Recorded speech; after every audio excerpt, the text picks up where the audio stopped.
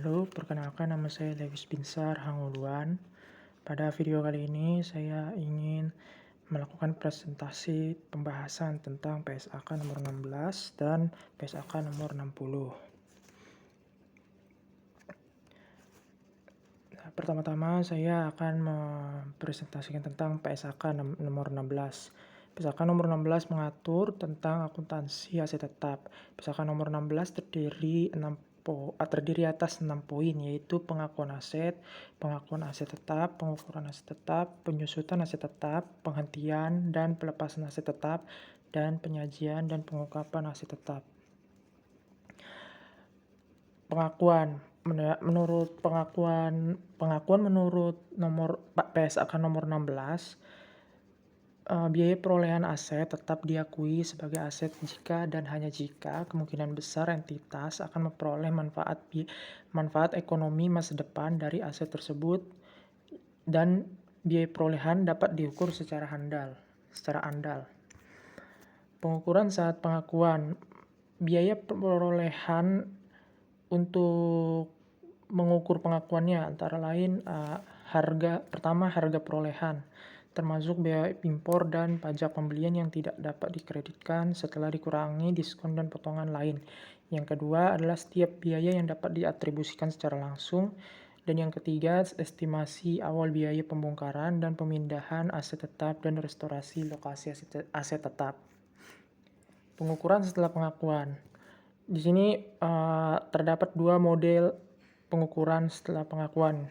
Pertama yaitu model biaya, yang mana setelah pengakuan aset tetap dicatat pada biaya perolehan dikurangi akumulasi penyusutan dan akumulasi rugi penurunan nilai. Lalu model yang kedua adalah model revaluasi, yaitu nilai wajar pada tanggal revaluasian dikurangi akumulasi penyusutan dan akumulasi penurunan nilai setelah tanggal revaluasi. Revaluasi dilakukan dengan keteraturan yang cukup reguler untuk memastikan bahwa jumlah tercatat tidak berbeda secara material dengan jumlah yang ditentukan dengan menggunakan nilai wajar pada akhir periode pelaporan.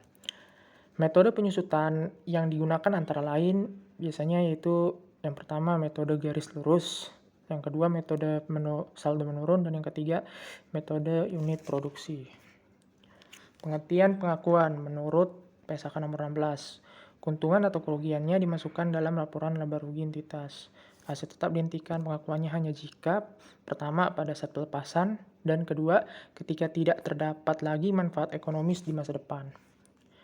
Pengungkapan menurut PSAK nomor 16. Laporan keuangan mengungkapkan untuk setiap kelompok aset tetap.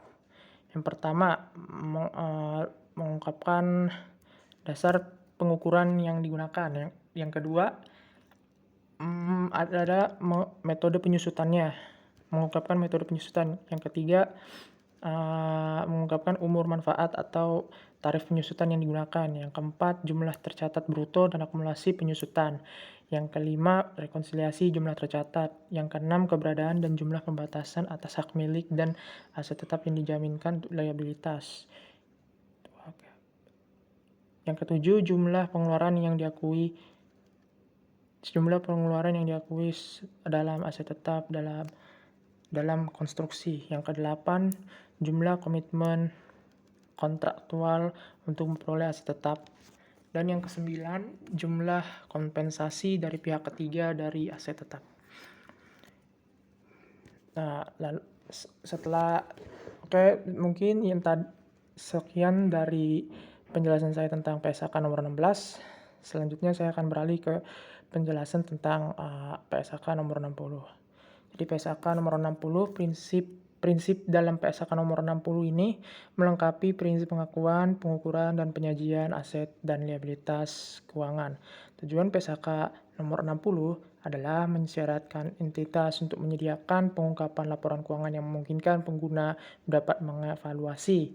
Yang pertama, mengevaluasi signifikansi instrumen keuangan terhadap posisi dan kinerja keuangan entitas. Dan yang kedua adalah mengevaluasi sifat dan kecangkupan risiko yang timbul dari instrumen keuangan dan bagaimana entitas mengelola risiko tersebut. Ruang lingkup yang dapat diterapkan oleh PSAK nomor 60. Jadi PSAK nomor 60 diterapkan oleh seluruh entitas untuk seluruh jenis instrumen keuangan. Kecuali yang pertama di sini pengecualian untuk penyertaan pada entitas anak, entitas asosiasi atau ventura bersama. Tetapi dalam beberapa kasus mengizinkan entitas untuk mencatatnya dengan menerapkan persyaratan. Yang kedua adalah hak dan kewajiban pemberi kerja diatur dalam PSAK 24 tentang imbalan kerja. Dan yang ketiga adalah kontrak asuransi. Yang keempat adalah instrumen kontrak dan kewajiban keuangan dalam transaksi pembayaran berbasis saham. Yang kelima adalah instrumen yang disyaratkan untuk diklasifikasikan sebagai instrumen ekuitas. Yang keenam, PSAK ini diterapkan pada instrumen keuangan yang diakui termasuk aset keuangan dan liabilitas keuangan dan yang tidak diakui. Dan yang terakhir adalah PSAK 60 diterapkan pada kontrak pembelian penjualan item non keuangan dalam PSAK 55. Kelas instrumen keuangan dan level pengungkapan. Jika PSAK 60 mensyaratkan pengungkapan kelas instrumen keuangan, maka dikelompokkan per kelas sesuai sifat informasi yang diungkapkan dan mempertimbangkan karakteristiknya. Lalu di sini signifikansi instrumen keuangan terhadap posisi dan kinerja keuangan. Entitas mengungkapkan informasi yang memungkinkan pengguna laporan keuangan untuk mengevaluasi signifikansi instrumen keuangan terhadap posisi dan kinerja keuangan.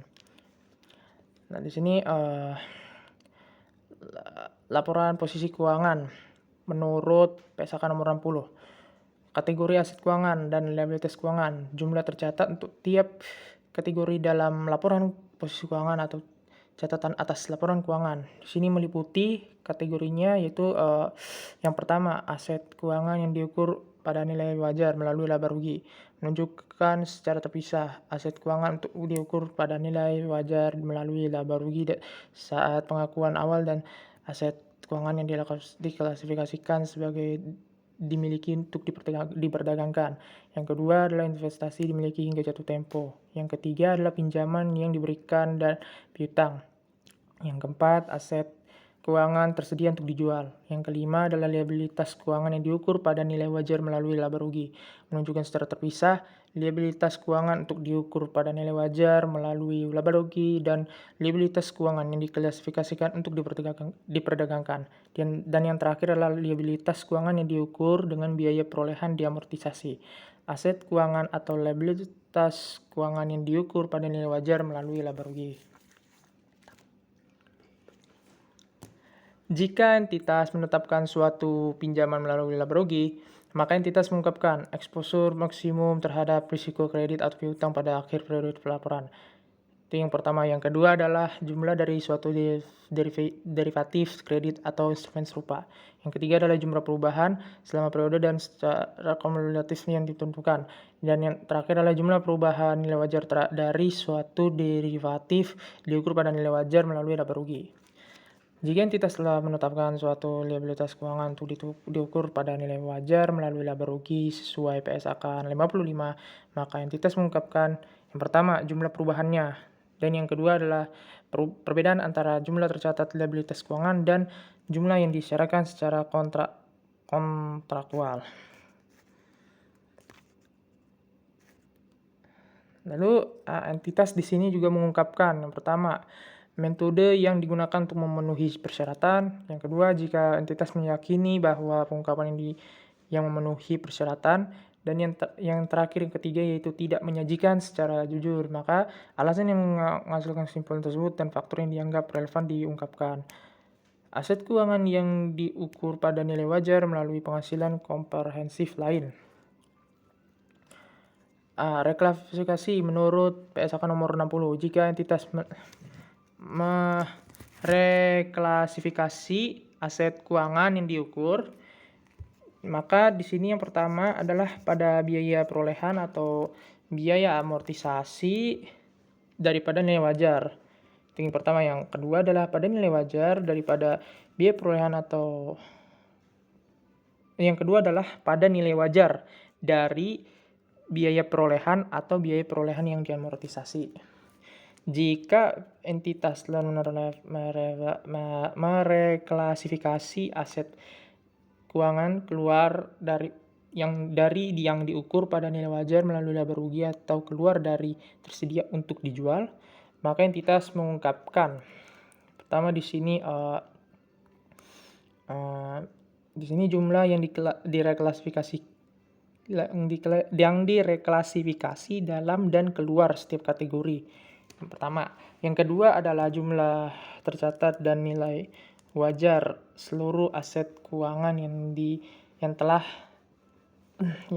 direklasifikasi. Yang ketiga adalah situasi yang jarang terjadi dan fakta dan keadaan yang mengindikasikan bahwa jarang terjadi. Yang keempat adalah saat direalisasikan kerugian atau keuntungan nilai wajar diakui dalam laba rugi. Untuk periode pelaporan hingga penghentian aset keuangan yang harusnya diakui laba rugi jika tidak direklasifikasi. Dan yang terakhir adalah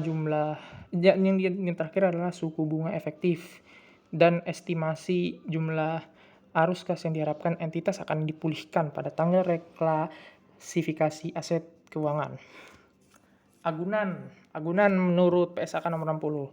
Entitas harus mengungkapkan yang pertama jumlah tercatat aset keuangan yang dijaminkan sebagai agunan untuk liabilitas, dan yang kedua adalah syarat dan ketentuan yang terkait dengan penjaminan tersebut.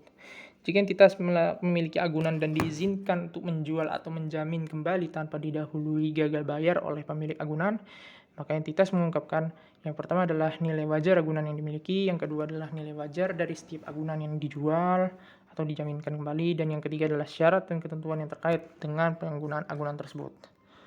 Nah, laporan laba rugi dan penghasilan komprehensif lain menurut PSAK nomor 60. Di sini pos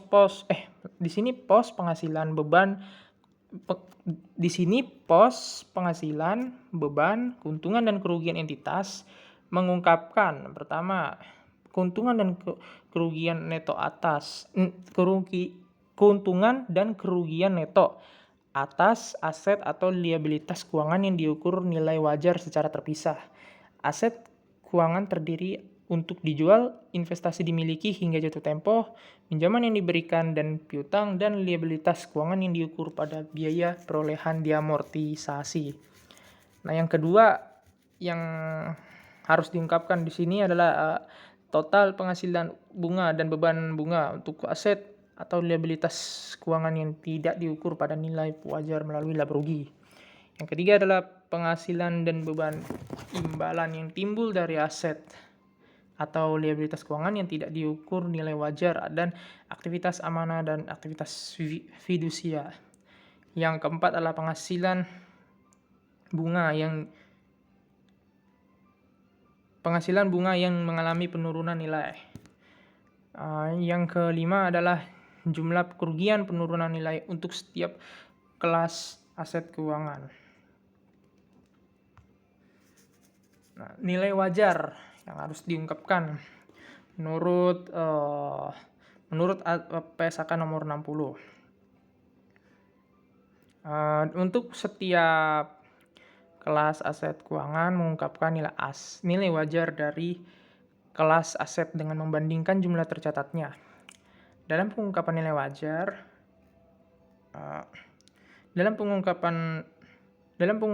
wajar, entitas mengumpulkan aset dan liabilitas dalam kelas-kelas. Dalam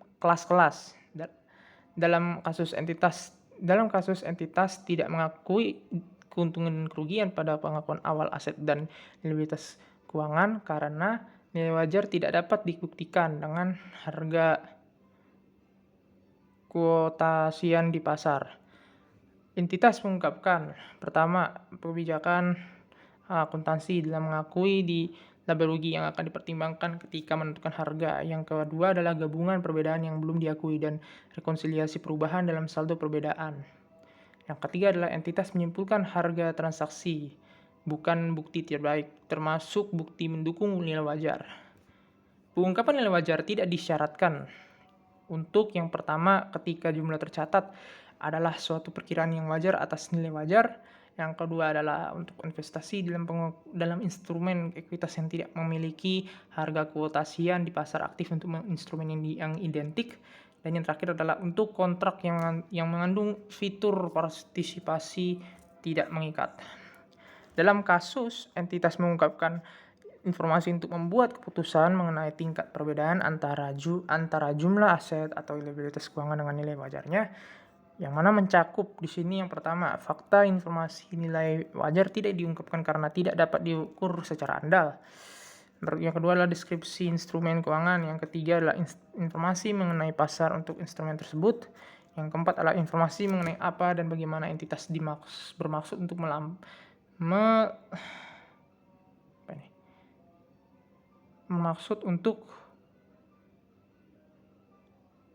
melaporkan informasi mengenai apa ya dan bagaimana entitas bermaksud untuk melaporkan instrumen keuangan. Dan yang terakhir adalah jika instrumen keuangan tidak dapat diukur secara andal, maka diungkapkan fakta tersebut. Nah, lalu di sini sifat dan cakupan risiko yang timbul dari instrumen keuangan. Entitas mengungkapkan informasi untuk mengevaluasi sifat dan cakupan risiko dari instrumen keuangan yang mana entitas terekspos pada akhir periode pelaporan. Lalu di sini sifat dan cakupan risiko yang timbul dari instrumen keuangan, yang mana di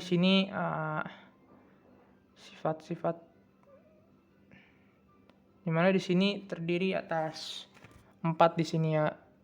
Yang pertama ada 4 yang ditimbulkan dari instrumen keuangan. Yaitu yang pertama yang timbul adalah mengenai pengungkapan kualitatif, yang kedua risiko kredit, yang ketiga risiko likuiditas, dan yang keempat adalah risiko pasar. Oke, mungkin itu saja, sekian dari saya dari video ini mengenai pembahasan tentang PSAK nomor 16 dan nomor 60. Jika ada mungkin kekurangan atau kesalahan dari penjelasan saya, kurang lebihnya mohon maaf. Sekian dan terima kasih dari saya.